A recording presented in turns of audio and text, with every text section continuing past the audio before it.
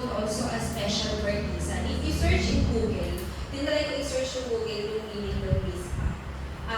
Makikita nyo doon, nakalagay doon parang watchtower. Partisan.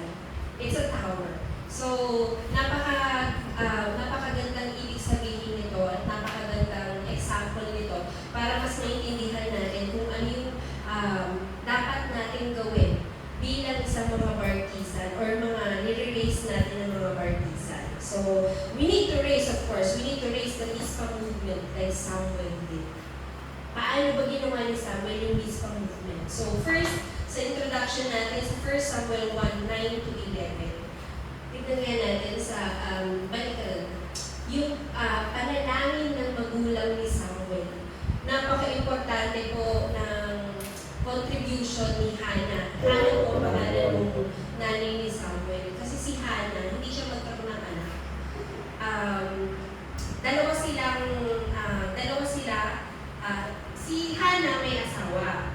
Pero dalawa yung asawa niya, yun ay si Hannah and the other one. Pero yung isa, may mga anak siya wala. Hindi siya kapagkaluban ng Panginoon ng anak. So every time, yun lagi yung panalangin na magkaroon siya ng anak. To the point na lagi na siyang umiyak dahil sa inggit niya, of course, dahil hindi na siya binibiyayaan ng isang anak.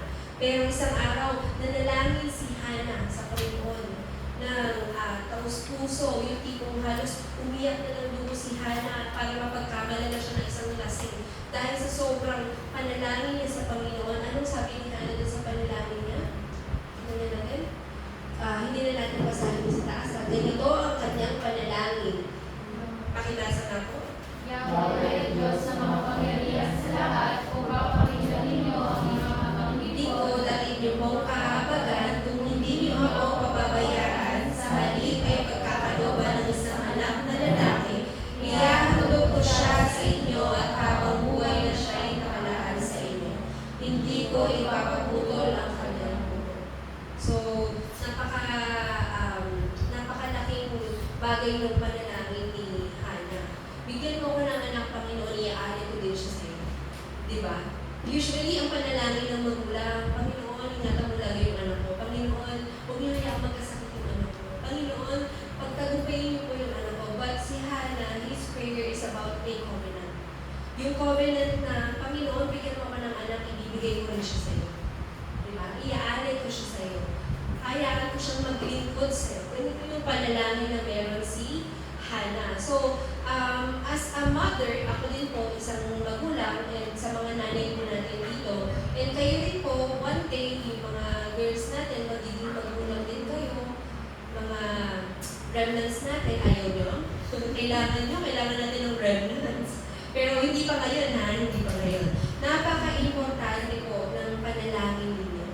Even though hindi pa kayo magulang, napaka-importante ng mga panalangin nyo for our remnants.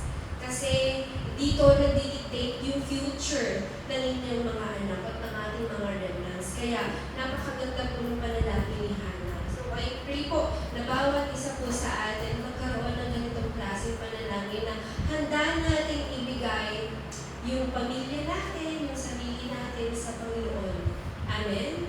Amen. So, katulad ng panalangin ng magulang ni Samuel, of course, ito ay nagkaroon ng katuparan sa buhay ni Samuel. Dumating si Samuel. Siya ay isinilang. Nung sinilang si Samuel, lumaki siya sa tabi ng tipan. Ibig sabihin, lumaki na siya sa loob ng simbahan. Kumbaga parang umalis na agad siya sa magulang niya. At doon siya lumaki sa tipan ng Diyos. So, ganitong klase yung pananampalataya na meron si Hannah na ginawa niya kung ano yung panalangin niya. Na sinabi niya, ibibigay ko sa iyo ang aking anak kung bibigyan mo ako ng anak. So, that's what Hannah did. Binigay niya ang kanyang anak sa Panginoon para maglingkod. Hindi siya, kumbaga parang, nandito na yung anak ko, kailangan nalagaan ko siya. Hindi niya sobrang treasure yung anak niya na to the point na inialay niya pa rin sa Panginoon kahit na hindi niya makasama palagi yung anak niya everyday. Ganun na lamang yung faith na meron si Hannah. So, ikalawa, 1 Samuel 3:1-18. Basahin lang natin yung verse 10. Si Yahweh ay lumapit kay Samuel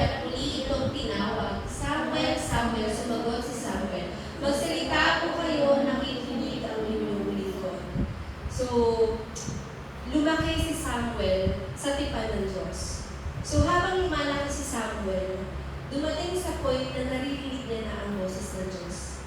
Ang Diyos na mismo ang nakikipag-usap sa kanya. So, ganitong klasiko yung pagpapalaki ni Hannah kay Samuel.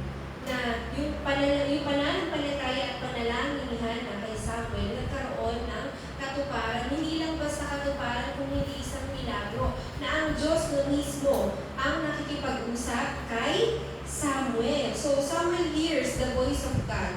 Kaya yung mission ng pagkaligtas sa mga Israelita ay nagkaroon ng katuparan sa buhay ni Samuel. So, napakadali para sa atin na makinig sa ibang tao. Pero bakit ang hirap para sa atin na makinig sa salita ng Diyos? Diba? Minsan, hirap na hirap pa tayo yung pupunta tayo sa simbahan. Alam natin, we need to go to church. We need to attend worship para makinig ang salita ng Diyos. Pero there are times na may lakad ako, tinatamad ako, masama yung pakiramdam natin, may mga ganun tayo ngayon sa buhay natin na minsan nadidisregard natin yung importance or value ng salita ng Diyos. This is the time na naririnig natin yung boses ng Diyos. But as for Samuel, he always obeyed. Lagi siyang sumusunod sa salita ng Diyos. Lagi siyang nakikinig sa salita ng Diyos. Kaya hindi siya nagkaroon ng lahat ng sinasabi ni Samuel natutupad. Hinahayaan ng Diyos na matupad ang lahat ng sasabihin niya nang sa gayon, lahat ng tao na sumunod sa kanya ay magkaroon din ng kaligtasan. So, not just the Mizpah movement yung nag-take place sa panahon na yun, kung hindi yung prayer mismo ng magulang ni Samuel. Even yung prayer ni Samuel, nagkakaroon ng katuparan. So, in number 3, 1 Samuel 3:19, preparation, sabi. So, kinabukasan, maagang-maaga silang sumamba kay Yahweh at pagkatapos ay umuwi na sa Rama. Sinipilan ni Elkanah si Ana at dininig ni Yahweh ang dalangin nito. So, ano ibig sabihin nito? Yung preparation, napaka-importante ng preparation natin as a summit, as a remnant. So, katulad ng ginawa ni Hannah, of course, yung preparation niya is yung panalangin niya. Diba? Yung panalangin niya na nagkaroon ng katuparan sa tipan ng Diyos. Yung panalangin niya na nakapagbigay buhay sa isang leader na nakapagligtas sa buong Israelita. So, if we become like Samuel, hindi ko naman sinasabi na lahat tayo maging pare. Hindi ko naman sinasabi na lahat tayo matulog tayo lahat dito sa church. But, we need to live like Samuel na laging sumusunod sa salita ng Diyos. Na laging nakikinig ng mabuti sa salita ng Diyos. Kaya in this way, nakakaroon tayo ng tamang preparation. At nang sa gayon, naririnig natin ng maayos kung ano ba yung mission na binigay sa atin ng Panginoon. So, Samuel was prepared early. Siya ay nahanda ng magulang niya ng maaga. Para nung dumating na yung point na kailangan niya ng iligtas yung buong Israelita, ito ay nagampanan niya. Amen? Amen. So, he was prepared early to become a summit. Yung summit preparation niya, hindi lamang siya ang may gawa nito. Ito, malaking tulong yung panalangin ng magulang niya para dinggin ng Diyos si Samuel sa lahat ng kanyang panalangin. Sa lahat ng panalangin ng mga Israelita. Because of Samuel, naririnig din ng Diyos yung panalangin ng mga Israelita. Amen? Amen. So, because of this, the absolute partisan was raised. Samuel is an absolute partisan. So, ganun siya ni-raise ng magulang niya. Ganun siya ni-raise ng Panginoon. So, do you allow yourself? Ia-allow niyo ba yung sarili niyo na ma-raise as a partisan? Ayaw. Ayaw. So, paano ba? So, paano mag-take place po itong Mizpah movement na to sa akin at sa simbahan natin? So, lately po, magbubukas na po tayo ng simbahan sa General Trias. And yesterday, si Pastor Mark and the remnants went there. They started etong camp, evangelism camp. That is actually the start of Mizpah movement. Amen? Nagsimula na. Bago pa man sila pumunta doon, actually nagsimula na tayo by prayer.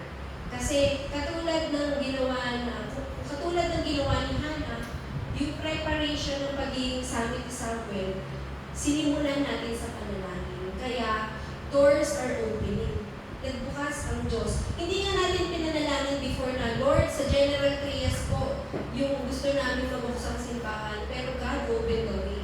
Inalaw ng Diyos na makilala natin yung key member doon para lang magbukas yung simbahan doon. Na in-offer niya mismo yung kanyang bahay po, di ba, Pastor Mark? In-offer niya yung sarili niyang bahay. Meron na siya, mayaman na siya eh. OFW po siya, di ba po? Hindi niya na kailangan ng mga ganun. Pero inalaw nila ma-open yung bahay na ipagamit yung sarili ng bahay para lang maging simbahan ito at maligtas yung buong region ng General Trias. So that is the start of Mispa Movement. Nagsisimula na tayo. So I pray po na dito sa pagsisimula ng Mispa Movement ng ating church, ng Peace Movement, sana po kasama tayo, no? Amen? Amen. So, what is the Mispa Movement? What is Mispa Movement? A place where God showed what He can do kapag sumunod tayo at naniwala tayo sa Diyos. So, dito ipinakita ng Diyos kung paano siya nakikinig sa mga taong nakikinig din sa Kanya. So, napaka-powerful po ng kasagutan ng Diyos if we only obey and listen to God. So, number 1, sa main message natin sa 1 Samuel 7:1-8, we need to have the Mispa movement of knowing the cause. So, kung magsisimula ka ng isang movement, kung magsisimula ka ng evangelism camp, kailangan natin malaman yung pinaka-foundation, knowing the cause. Kailangan natin malaman yung pinagmulan. Saan ba nagmula ito? Sa panahon ng kadidiman, ng age of darkness. Nung panahon po na ni Samuel, halos po 15 na leader na si Samuel nung panahon na yun. And the rest ng 14 leaders, hindi po nila magawang palayain yung Israelita sa pagiging alipin ng mga Pilisteo. Ito mga Pilisteo, ang ginagawa nila, sinasakop nila ang lahat ng lupain ng mga Israelita. To the point na halos wala nang sariling lupain yung mga Israelita at sila ay naging alipin na ng sarili nilang bayan. Kaya naman, isang araw, no, grace of God, pinadala ng Diyos si Samuel. Yung 14 leaders na yung hindi nila nagawang palayain ng Israelita, but then Samuel came. Dumating si Samuel. Ni-raise siya as a true partisan, as an absolute partisan. Na-prepare siya ng tama, naalagaan siya ng tama ng magulang niya and also with the Lord. Kaya naman, nagawa ni Samuel na palayain ang buong Israelita sa pagiging alipin ng mga Pilisteo. So, itong age of darkness na to, ito yung oras na ang tao o yung mga Israelita ay napahiwalay sa Diyos. Tayo din po, we have this age of darkness. Napahiwalay tayo sa Diyos, kaya patuloy tayong nakakaranas ng kahirapan, kalungkutan at problema. Kaya kailangan natin magkaroon ng Mispa movement of knowing the cause or reason bakit nangyayari sa atin ito. Hindi lang to basta, kasi yung magulang ko mahirap eh. Yung magulang ko kasi ganito eh. Kasi ganito lang kami eh. Hindi ko gano'n. Yung true reason kung bakit nararanasan natin itong age of darkness is because we are separated from God. So, a lot of us, we have a lot of excuses, reasons. Kaya nagiging anxiety na sa atin madalas yung mga isipin natin. Diba? Madalas tayo nag-iisip ng mga problema to the point na nagiging depression na siya sa atin. Nagkakaroon na tayo ng stress. So, nagkakaroon pa tayo ng more excuses para hindi tayo sumunod sa Diyos. Diba? Marami tayong gano'n. Kasi kailangan kong gawin ito. Kasi mamaya may gagawin ako eh. Kaya nawawalan na tayo ng oras sa mag-worship. Nawawalan na tayo ng oras na magkaroon ng retreat days. Diba? Manalangin. Even yung personal prayer na nawawala na ng oras sa atin eh. Because we have a lot of excuses. So, you need to get rid of that. Alisin niyo po yan. Sinabi ng Diyos lang kanina sa 1 Samuel, verse 3, kung talagang buong puso nanunumbalik na kayo kay Yahweh, alisin ninyo lahat. Diba? Sinabi niya, alisin ninyo lahat. All your excuses, all your reasons. So, nung number 2, sabi lang, the Philistine problem, people always have reason. Katulad ng mga Israelita, lagi nilang sinisisi yung mga Pilisteo. Kasi yung mga Pilisteo, ginagawa kami ngalipin yung mga Pilisteo, lagi nila kami inaatake. Lagi na lang kami ginigera. Laging ganun yung mindset ng mga Israelita. Kaya, they cannot move. Sa sobrang takot nila. They cannot move, nang takot sila na mamatay dahil susugurin sila ng mga Pilisteo. Kaya wala silang magawa. But, nakalimutan nila na meron silang Diyos. Nakalimutan nila that they are the people of the covenant. Kaya even prayer to the Lord, nakalimutan din nila. But God sent Samuel. Samuel was born. Pinanganak si Samuel, pinaalala sa kanila na kailangan nilang alisin ang lahat ng yan. Nung panahon kasi na naging alipin na ito mga Israelita, iba-ibang Diyos na ang sinasamba nila. Nagkaroon na rin sila ng pagiging makasarili, ginagawa na nila yung mga sarili nilang kagustuhan, and they forget the Lord. Pero anong sinabi ni Samuel sa kanila? Abandon all idols. Alisin niyo lahat ng inyong Diyos-Diyosan. Maging yung inyong mga sarili. Yung sarili kasi natin pwedeng maging Diyos-Diyosan yan eh. Diba? Instead of following the Lord, we keep following kung ano yung gusto lang natin. That can be idol worship. So, kailangan natin maintindihan na alisin dapat natin ang mga bagay na yan for us na ma-surrender natin yung sarili natin sa Panginoon. Hindi mo pwedeng i-surrender yung sarili mo na puno ka pa ng pagiging self-centered mo. Diba? So, abandon all idols, get rid all idols, return to the Lord. Bumalik ka sa Diyos. Yun ang sinabi ni Samuel sa kanila. Bumalik kayo sa Diyos. Italaga nyo kay Yahweh ang inyong sarili at siya lamang ang inyong paglingkuran. Sinabi yan sa verse 3. 1 Samuel 7 verse 3. Return to the Lord. All your excuses will never be resolved. Kung puro tayo excuses, never yan ma-resolve. Katulad ng mga Israelitan na they keep saying excuses dahil naalipin sila, hindi nila kayang labanan ng Filisteo, kaya ilang taon sila na naging alipin ng iba't ibang bansa. So, magkakaroon sila ng freedom and then magiging alipin na naman sila. Diba?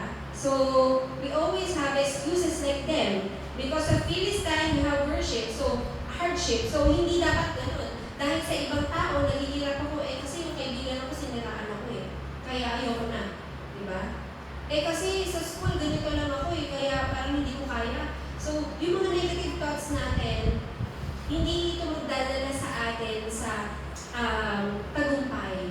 Ang tagumpay ay nagmumula po sa Panginoon. So, we need to return to the Lord. Kailangan natin bumalik. Give up all your excuses and return to the Lord. And wait only to the Lord. Hintayin mo lamang.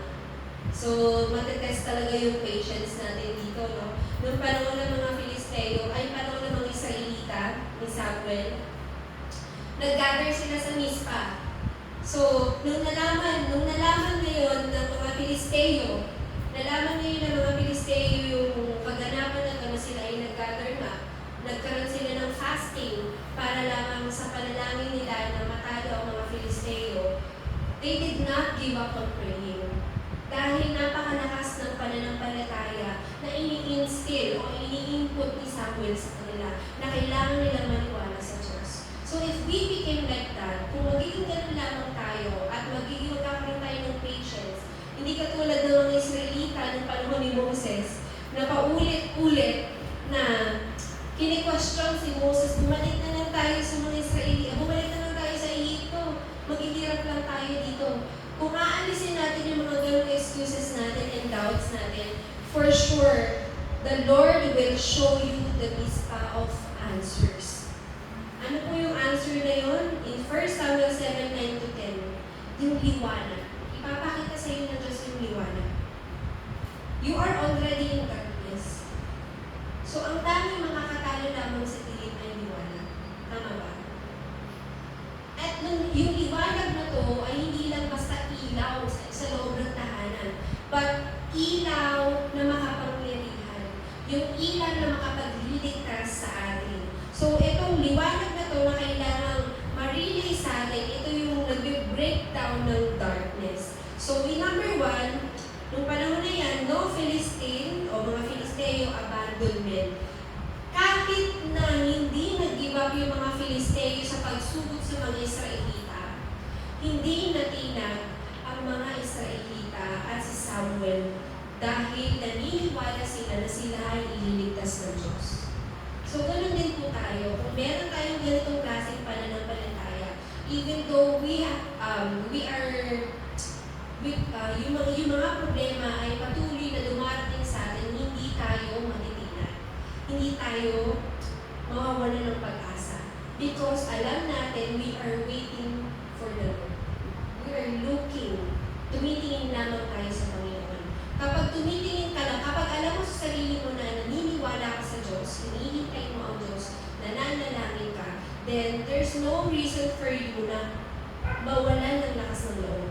There's no reason for you na ikaw ay mag-crumble down or mawalan ng pag-asa. Noong panahon na yan, anong ginawa nila Samuel? Kahit na hindi nag-give up yung mga Filisteo sa pagkataas sa kanila, nag-offer sila ng isang tupa. So verse 9 and 10, force of darkness crumbled. Thunders came, Philistine died. Tingnan natin 9, 10, meron ba? Ayun. Balik. Isa pa. Balik ulit. Sorry. Ayan. Balik. 9 to 10. Minsan, matapos silang kumain sa Shiloh, malungkot na pumunta si Ana at nanalo sa bahay ni Yahweh. Sorry. 7, 9 to 10, sorry. The forces of darkness, hindi ko na ilagay dyan. The forces of darkness crumbled, thunders came, Philistine died. So, namatay yung mga Filisteo dahil sumunod si Samuel at mga Israelita sa utos ng Diyos. Sila ay naniwala sa Diyos. So, ang Diyos ay nagpakita ng mga signs and wonders. Ano yung mga signs na yun? Nagpadala ang Diyos ng kidlat. Di ba? Tinulungan niya ang mga Israelita para manalo sa mga Filisteo. Kaya nung panahon ni Samuel, walang gerang naganap. Gagawa pa lang ng gera, pinapatay na ng Diyos yung gera. Amen? Winning without fighting. Si Samuel, kay Samuel talaga yung winning without fighting. Nananalo na siya kahit hindi pa lumalaban. Ganon katindi yung pananampalataya na meron si Samuel. So, nais ba natin magkaroon ng ganon ng win without fighting? Amen? So, if you decide, I will do His movement, God will show you signs. I remember, kinukwento ko sa mga bata dati, sa mga bata. Kapag nananalangin tayo, kapag nananalangin ng mga bata, Lord, bigyan mo ako ng chicken. Lord, gusto ko ng chicken. Kaya lang, hindi siya binibigyan. The next day, nanalangin ulit siya, Lord, bigyan mo ako ng chicken. Hindi talaga. Ikatlong araw, birthday ng kapitbahay. Birthday ng kapitbahay, may fried chicken. Binigyan siya ng kapitbahay ng fried chicken. Sinabi ng bata, Lord, nagtatampo ako sa iyo. Yung kapitbahay namin, binigyan ako ng fried chicken, ikaw hindi. Diba? So, kailangan natin ng malinaw na kailangan natin buksan yung spiritual eyes natin because God can use people to bless us. Amen? God can use, yung mga events, yung mga circumstances, yung mga problems natin to show us the answer. So, hindi natin dapat dinidisregard yung lahat ng nagaganap sa atin buong araw and every day. Kailangan yun ipagpasalamat mo sa Diyos kasi God uses everything to bless you. Amen? Amen. So, nung panahon na yan, God sent thunder to kill Philistine and they won. This is the power of prayer. So, kailangan nyo pong manalangin. If we start this Mispa movement within ourselves, when we start worship and pray, the darkness around you will be broken down. So, mawawasak. Bababa sa atin ang kaharian ng Diyos. Kung mga mag-take place ng kaharian ng Diyos, ang bawat isa po sa atin ay magtatagumpay. We win without fighting. This is the kind of prayer na kailangan natin. Dahil kung ang gospel po ay everything, that means yung prayer natin ay everything. Amen. So you start praying now, today. Amen. Number 3, yung Mispa movement of result. 1 Samuel 7:11-15, the power of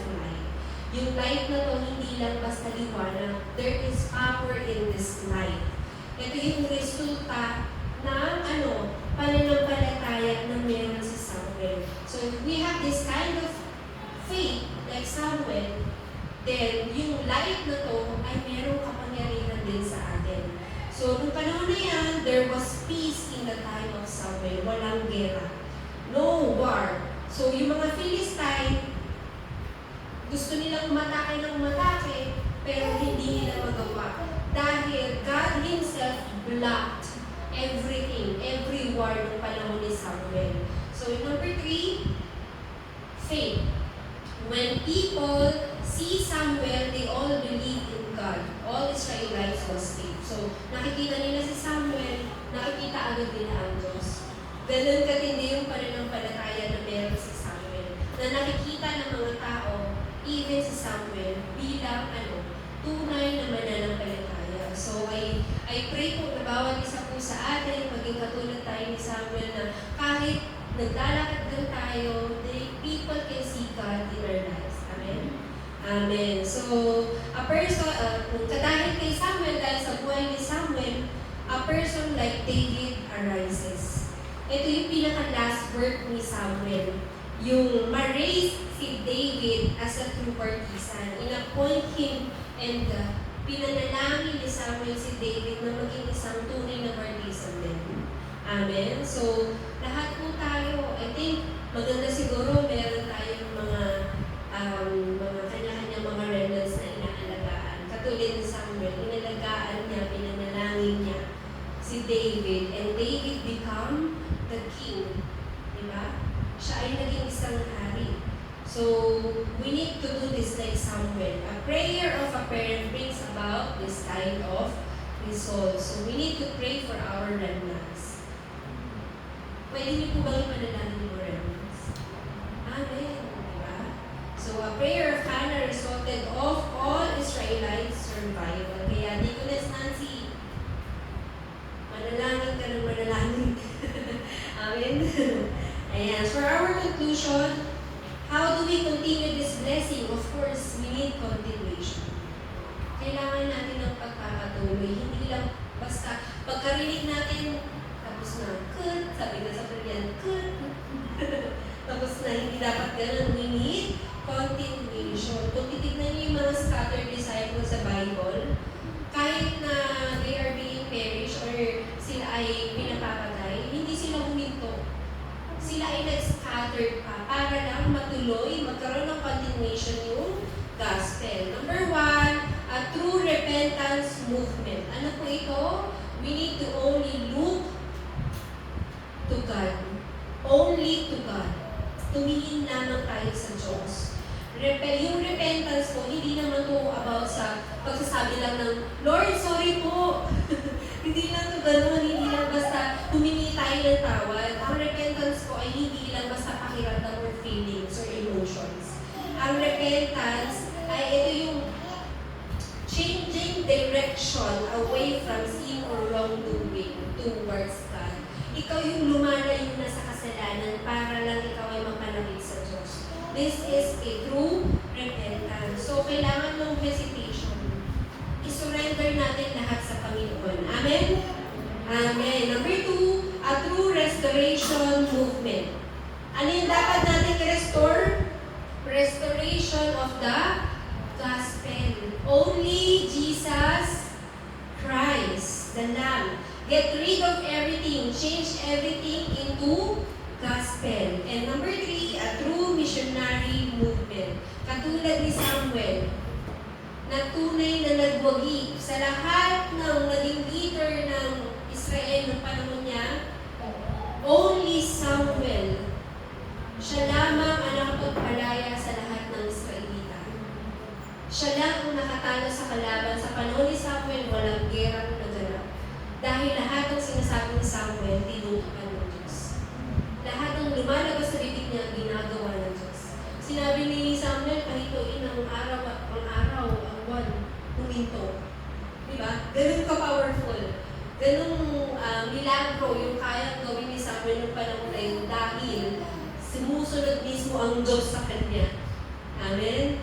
Amen. So, it's the same for us. If we become like Samuel,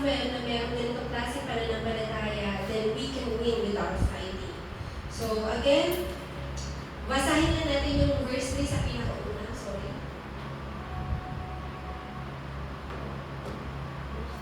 1 Samuel 1, pinakauna. Yan, 3. Balik.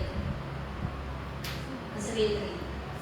Ayan, sinabi sa kanila ni Samuel, kung talaga po puso na lumabalik na kayo kay Yahweh, alisin niyong lahat ang mga Diyos-Diyosan at ang mga ni Astarte. Italaga niyo kay Yahweh ang iyong sarili at siya lamang ang inyong paglingkuran. Amen? Amen. So, may everyone here po na nakarinig ng salita ng Diyos, naway magkaroon tayo ng ganitong klaseng obedience of faith and the action of our faith, tangi lamang sa Panginoon, then only look upon the Lord. And surely God will raise every one of us as an absolute partisan, a special partisan like Samuel. Amen? So tayo po'y manalangin. Let's pray. Dakilang Diyos Amang makapangyari sa lahat. Maraming salamat po. Thank you for calling us as a child of God, as a partisan of Christ, Panginoon. Like Samuel, who built a special partisan ng Mizpah, who did the Mizpah movement, Panginoon, please allow ourselves, Panginoon, tulungan niyo kami na maging katulad ni Samuel na may malaking pananampalataya. Please raise us, O Lord, as a true Samuel who only obeys the Word of God, who only follows Jesus Christ, Panginoon. Tulungan mo kami na maihayag sa lahat ng tao, Panginoon, na tayong si Kristo lamang ang siyang tunay na Diyos at makapagpapalaya sa lahat ng klase ng problema at lahat ng klase ng paghihirap ng tao.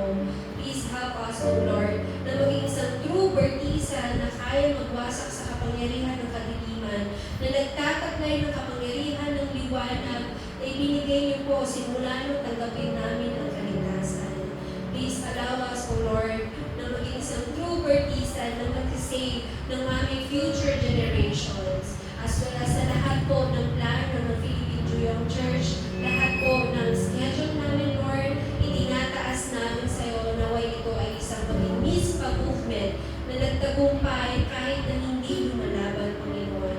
Please prepare our hearts, our souls, Panginoon, and most especially our spiritual life, nang sa iyo magamit ang aming mga buhay para sa pandaigdigang pag-eebanghelyo katulad ng Mizpah movement. Please allow us to have faith like Samuel, who grew up in the covenant, Panginoon. Maraming salamat po sa pagkakaloob ng lahat ng ito. Please bless also our offering, O Lord. Hindi man ito malaki, ngunit alam namin palalaguin niyo ito only for the house of the Lord, Panginoon. Maraming salamat po. Please bless all the remnants, all the members of Philippine Juyong, and lahat po ng aming missionaries and pastors, Panginoon. Ikaw lamang ang aming sinasamba, itinataas namin ang lahat ng ito, Lord God. In Jesus' name we pray. Amen. Palakpakan po natin ang Diyos.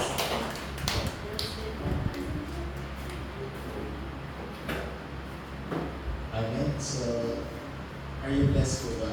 Amen. So, yung announcement po, as you all know, from February 16 hanggang 19 po yung ating camp. So, thank you po dun sa mga nag-commit Monday, Tuesday, Wednesday hanggang